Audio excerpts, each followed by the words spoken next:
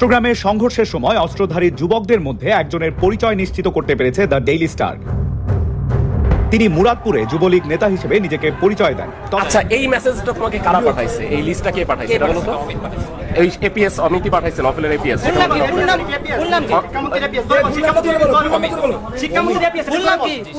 সম্মানিত দর্শক মণ্ডলী, এবার ধরা খেয়েছে দুজন সন্ত্রাসী যারা টাকার বিনিময়ে সন্ত্রাসী ভাড়া করেছে। একজন হাতে নাতে ধরা খেয়ে কী বলছে, কার নাম বলছে, কার উদ্দেশ্যে, কার নেতৃত্বে দিয়ে কে পাঠিয়েছে তাকে শুনে রীতিমতো অবাক হবেন। আরেকজন বলছে তাকে নাকি শিক্ষামন্ত্রী নৌফেল পাঠিয়েছে। আসুন সম্পূর্ণ ভিডিওটি দেখি, তাহলেই ক্লিয়ার হয়ে যাবে। চট্টগ্রামে সংঘর্ষের সময় অস্ত্রধারী যুবকদের মধ্যে একজনের পরিচয় নিশ্চিত করতে পেরেছে দ্য ডেইলি স্টার। তিনি মুরাদপুরে যুবলীগ নেতা হিসেবে নিজেকে পরিচয় দেন। তবে ছাত্রলীগ ও যুবলীগের নেতারা বলছেন ফিরোজ আগে শিবির করতেন। তিনি শিবির ক্যাডার ফিরোজ নামেই খ্যাত। পরে দল বদলে যুবলীগের রাজনীতি শুরু করেন। সবশেষ চট্টগ্রামে স্কুল ছাত্রী তাসফিয়া হত্যা মামলায় গ্রেপ্তার হয়েছিলেন তিনি। পুলিশ জানায় 2011 সালের 4 ফেব্রুয়ারি রাতে নগরের প্রবর্তক মোড়ে একটি রোগ নির্ণয় কেন্দ্র থেকে সন্ত্রাসীরা 11 লাখ টাকা লুট করে নেয়। মারধর করা হয় একজন চিকিৎসককে। ডাকাতি ঘটনার পরদিন নগরের বাইজিদ থানার কয়লাঘর এলাকা থেকে শিবির ক্যাডার মোহাম্মদ ফিরোজ ও মুনিরুজ্জামানকে গ্রেপ্তার করে পুলিশ। পরে ফিরোজের পাঁচলাইশের আস্তানা থেকে 12 রাউন্ড গুলি ভর্তি 2টি বিদেশি পিস্তল, 3টি গুলি সহ একটি ম্যাগাজিন, একটি একনলা বন্দুক, একটি বন্দুকের ব্যারেল, 3টি কার্তুজ, 2টি চাপাতি উদ্ধার করা হয়।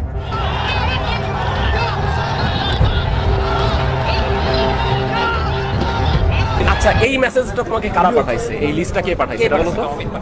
এই এপিএস অমিতি পাঠাইছে, নফলের এপিএস।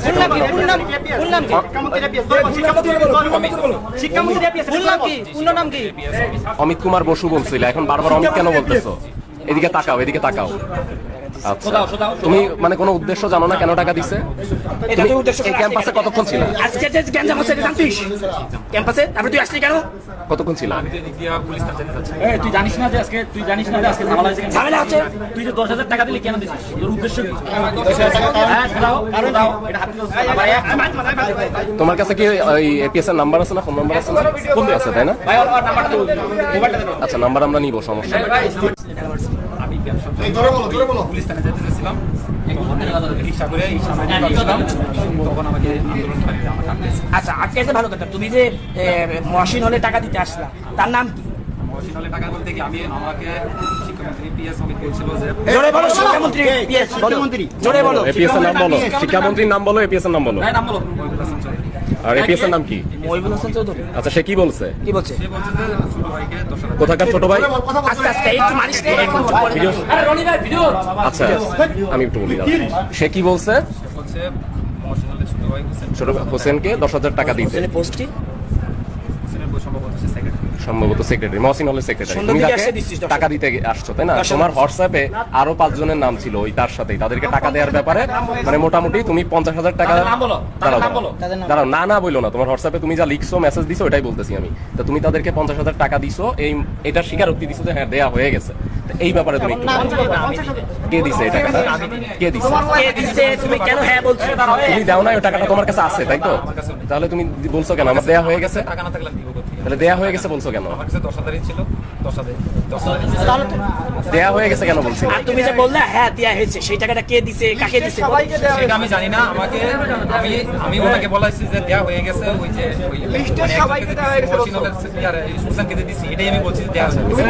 এই টাকাটা তোমাকে কখন আজকে দিতে বলছে? আন্দোলনের পরে? সকালে দিতে বলছে, আন্দোলন শুরু হওয়ার আগে। ভাই ওই পাঁচজনের দিছো কখন? ওই পাঁচজনের নাম বল। পাঁচজনের নাম জানি। এই যে সাও কাটা নাম জানোস না? না, আমাকে যে লিস্টে নাম দিছে। এই আচ্ছা, এই মেসেজটা তোমাকে কারা পাঠাইছে? এই লিস্টটা কে পাঠাইছে এটা বলো তো? এই এপিএস অমিতি পাঠাইছে, নফলের এপিএস।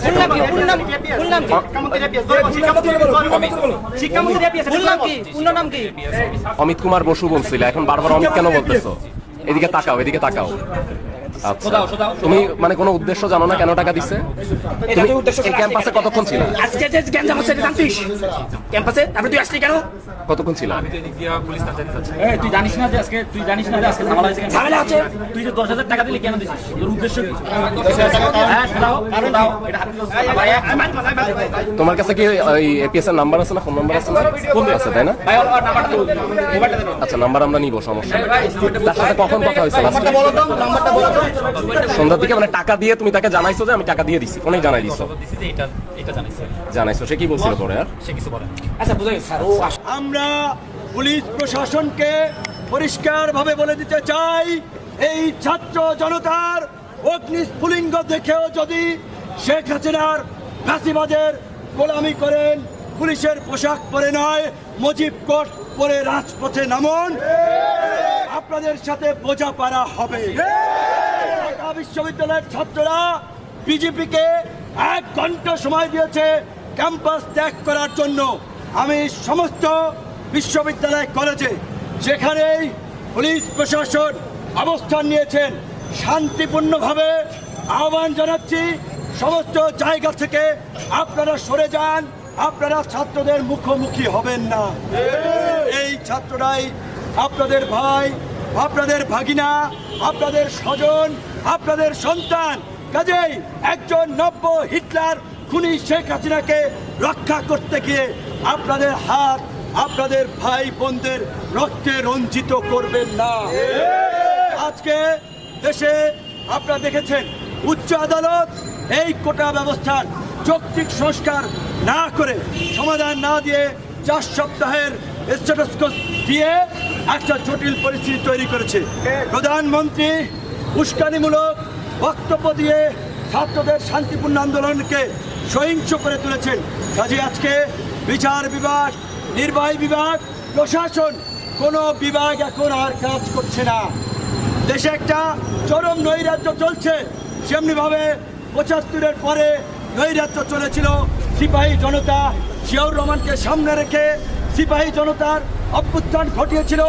আজকে আমি সামরিক বাহিনী, পুলিশ প্রশাসন, বিচার বিভাগ, আম জনতা, ছাত্রদেরকে সম্মিলিতভাবে এই প্রাচীবাদের বিরুদ্ধে গণ অভ্যুত্থান ঘটিয়ে বাংলাদেশকে এই নৈরাজ্য থেকে রক্ষার আহ্বান জানাচ্ছি। ঢাকা বিশ্ববিদ্যালয়ের বিভিন্ন হল ছাত্রলীগ দখল মুক্ত করে সাধারণ শিক্ষার্থীরা নিয়ন্ত্রণে নিয়েছে।